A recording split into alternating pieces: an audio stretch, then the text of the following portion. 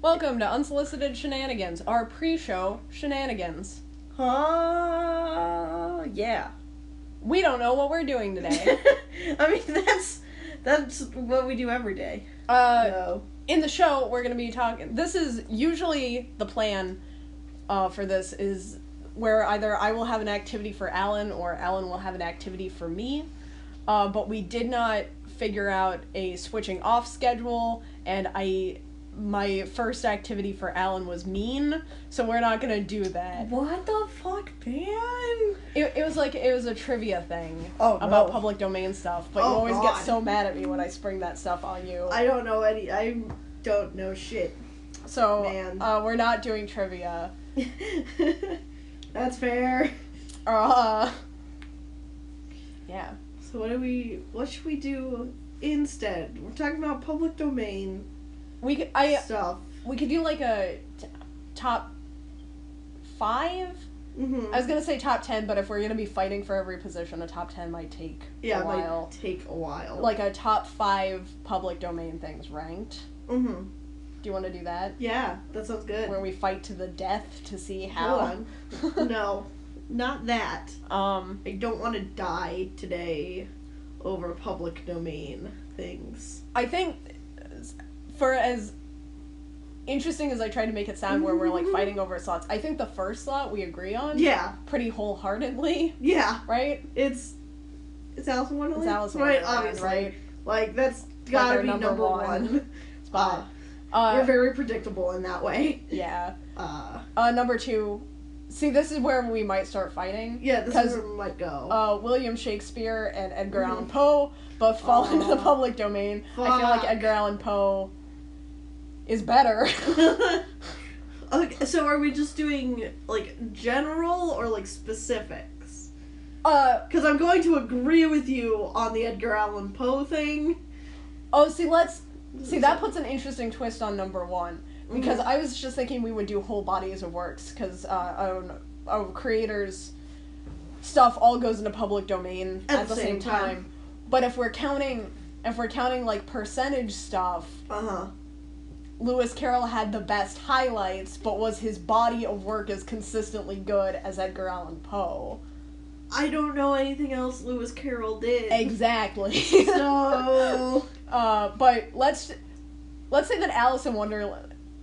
We can leave Lewis Carroll alone. We'll leave him alone, because we both love Alice in Wonderland so much. Yeah, and Phantasmagoria also. Mm-hmm. I would also, if we're doing individual stuff, I would argue that. But yeah, let's say body of work, post Lewis Carroll. Post Lewis Carroll. Pre-Double. Double's here. Hi, Double. There it is. She's mad. Okay, so Double's number 2 on the list. Mm-hmm. She's not public domain, though, so she can't technically be on this list, but she's Double, so she gets to be here anyway. She replaces the list. Right, Dibble? Right, Double? Double. Yeah. So number 2. Yeah. So if you're gonna agree with me on Edgar Allan Poe, I'm gonna take it. Yeah. And then Shakespeare can slide into a comfortable third. He can be a third, because, like, I mean, I love Shakespeare, like, obviously, because I'm a huge fucking nerd, but, like, I do think his stuff, can vary a bit wildly, and it's one of those things where they're great plays and great sonnets, but a lot of them blend together. Yeah. Like, a lot. You have standouts, but then... Right. There are a lot. Like, all the historical stuff is, like, one giant play that I don't remember. Oh my god. Yeah, that's fair. Because it's just some... I could read a 15-minute summary and be fine. Yeah. Like, I feel like I would learn the exact same thing I did while watching a Shakespeare play. Harley's a boy. Harley's doing, like, an exorcist thing. He's doing, like, a little nibble, shoving his claws in the knees. This is great audio. It's... Oh, boy. That's enough. So number 4, moving in. Here's the thing. Are you ready? Is because if Okay. we're talking about... Oh, no, never mind. I'm not going to put this up for debate. Oh, we no. can debate 5. Sir Arthur Conan Doyle Yeah. Sherlock. comes in, I'd say, comfortably at 4. Yeah. Again, if we're counting whole bodies of work, because you know me, I really like the concept of Sherlock Holmes, and the stories that I really liked. But, like, toward the end of the series, he didn't want to be doing them anymore, and it showed. Right. If we were just doing, like, Study in Scarlet, if we were just doing Hounds of Baskerville, I'd argue that he should be higher, even. Yeah. But as it is, I'm comfortable with him at 4th. Yeah, I think that's fair.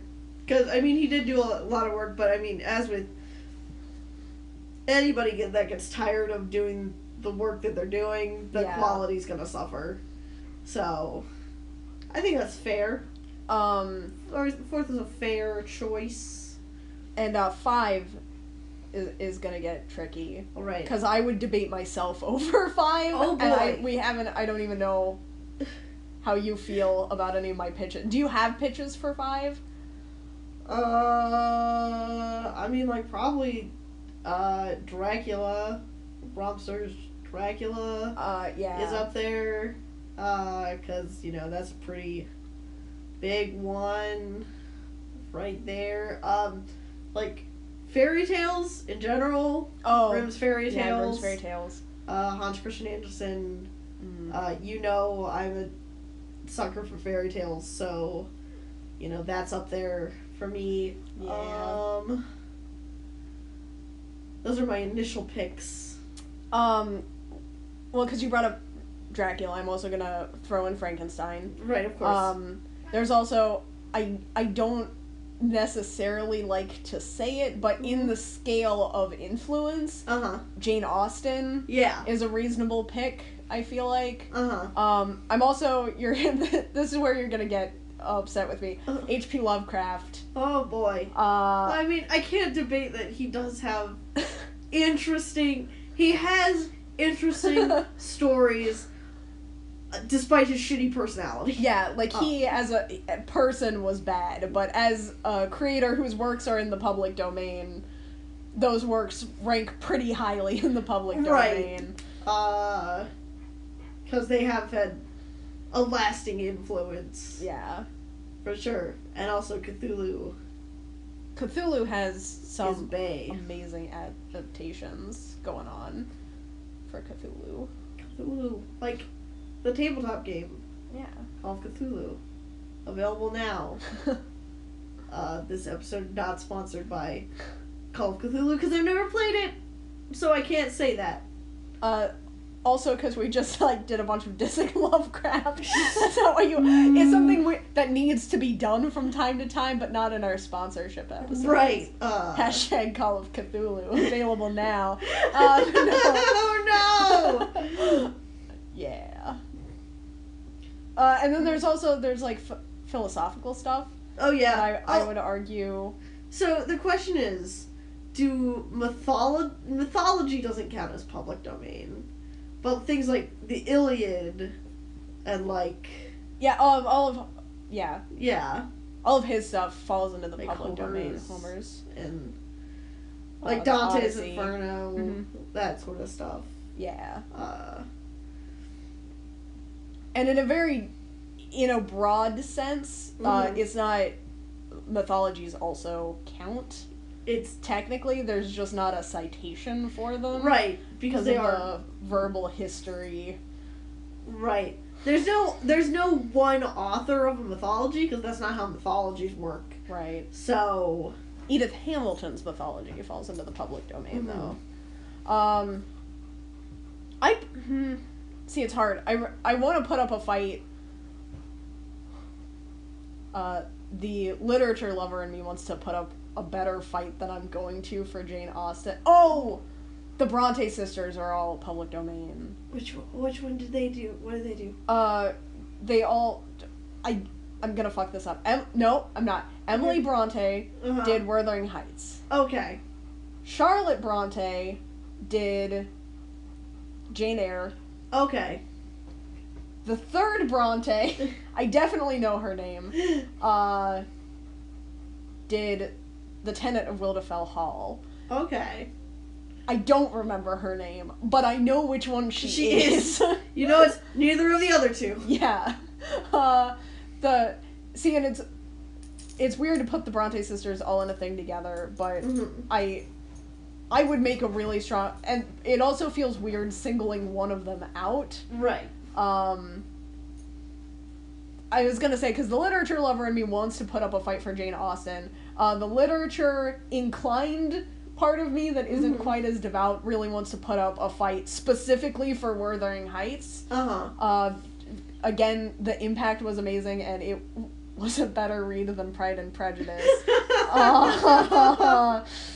Hot takes. Ooh. But then there's also, it's like, me personally, I want to put up a fight just as a person for H.P. Lovecraft.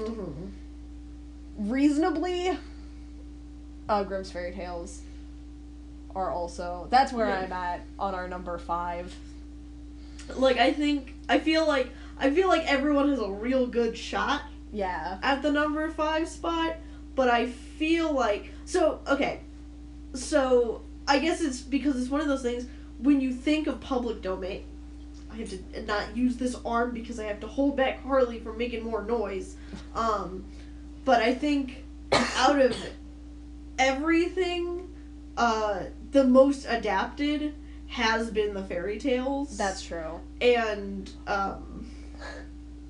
because it's been done in so many, because I feel like, in certain cases, like a certain thing will always be adapted into a certain genre, whereas fairy tales sort of, can be adapted into any genre. I'm also doing it right now for my D&D campaign, so I'm a little bit, biased at the moment. You've always been a little bit I've biased always about been fairy tales. I've always been To be fair. Listen, I like them. Also, I'm never gonna get over the one about the guy with the stupid neighbors who drowned all of them in the lake because he told them the clouds were sheep in the lake. Yeah. That's fucking weird. It's good. I don't know what the moral of that is. Don't be stupid. Don't think clouds are sheep. Yeah. I think the way my dad put it was, you can get away with anything as long as your neighbors are idiots. Oh. That's what was my dad's takeaway. Well, I mean, from that was just story. your dad, though. That's true. Like, the first time I met him, it's like, he told you, hey there, kiddo. You can get away with anything as long as your neighbors are idiots. And your little 8-year-old brain was like, yeah! And I have. It changed my life. Grimm's Fairy Tale number 5. No. That specific one that I don't remember the name of. Here's an argument that I'm going to make for H.P. Lovecraft for what I call the HBO effect. Okay. In that, even though Grimm's Fairy Tales are more widely adapted and arguably much more influential, do you associate them automatically with public domain? Because a lot of people associate, like, a specific... Fairy tales fall almost more under the mythology category. Yeah, that is true. Even though they're in the public domain, when you hear the word public domain, you're more likely to go to, like, Alice in Wonderland or Lovecraft. Or something that's a solid body of work. Right. And it's not, just a side note on my HBO reference, timely HBO. Yeah, I was like, what is that? People, I myself am very guilty of this, because 2 of my all-time favorite shows happen to be on HBO. Right. But people forget that HBO counts as television because of the way that it's advertised. So if you ask someone their favorite show, even if their favorite show is on HBO, they won't say it for, like, the longest time. Right. When I list my favorite shows, I almost always forget, like, if I'm going into something, because, I talk about Game of Thrones a lot on the podcast. No. I've got notes and examples and stuff prepared. But if someone asks me my favorite show, when I'm, like, not prepared for it. Mm-hmm. I listed, like, 30 shows the other day before I got around to Game of Thrones, because I forgot. Right. Because it's on HBO. And it's the same, and then I was making fun of myself for doing that, and then I remembered that Last Week Tonight is also one of my favorite shows, but I had completely forgotten about it, because, like, there's just something about certain things where, like, you differentiate them, you compartmentalize them, and then, like, you forget that they fall under an umbrella of something. Mm-hmm. And people always forget about HBO. Which is surprising. Yeah. Because Game of Thrones. I know. Is on HBO. And it's crazy. And, like, it's not like I had forgotten that it was a thing that existed. I did forget it was a TV show. Because that's just how it goes sometimes. Well, Double's pissed about that, and she's leaving you now. I'm sorry, Double. You made her so mad. She loves Game of Thrones. I love it too, Double. Double's never seen an episode of Game of Thrones in her life. No. But yeah, so that's my argument. That's my HBO argument, if you will. I'll leave. Go. I drove you here, so have fun. Nice. Dibble says you can't leave. Okay. I think we may have to disagree. That's fair. On number 5. All right. Because I'm still going with Grimm's. I made a case. I'll concede it to Grimm's Fairy Tales. Yeah. You were good about Edgar Allan Poe. Yeah. So yeah, I think that's our top 5. I think that's our top 5. Alice in Wonderland. Lewis Carroll, Edgar Allan Poe, Shakespeare, Arthur Conan Doyle, and the Brothers Grimm. Yeah. And that one specific Grimm's Fairy Tale. And that one specific. I'm gonna go look up right now what the name of that fairy tale is. I gotta know. And over here. while Alan's gone, Wuthering Heights is the real number 5. No. What did you say? Nothing. What did you say? I got a big heavy book I can hit you with. Double would like attention, please. I know. Dimple, what the hell? I don't know how much of this is gonna pick up on the recording. We'll find out. It'll be a fun mystery. That book is upside down. I know. Okay. I'd take after Franza in that way. What's it? God, the fucking names of these is always so fun. Stupid! Sweet Porridge is a good name.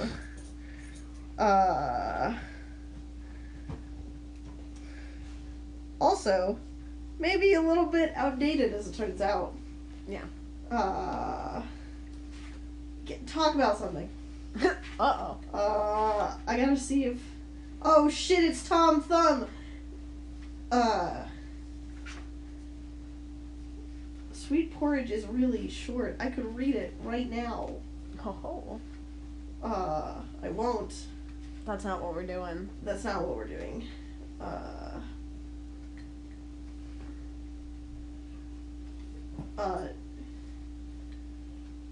Great audio. Great. We're doing great.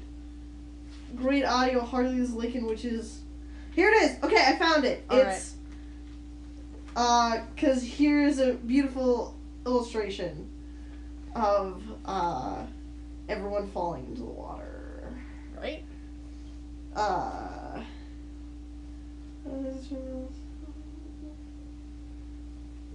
just want to make sure that I don't...